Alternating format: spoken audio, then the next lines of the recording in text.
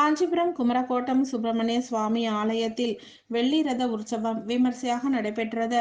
காஞ்சிபுரம் மேற்கு ராஜ வீதியில் அமைந்துள்ள கந்தபுராணம் அரங்கேறிய திருத்தலமாக விளங்கக்கூடிய அருள்மிகு குமரக்கோட்டம் சுப்பிரமணிய சுவாமி ஆலயத்தில் ஒவ்வொரு மாதமும் செவ்வாய்க்கிழமைகளில் வெள்ளி ரத உற்சவம் நடைபெறுவது வழக்கம்.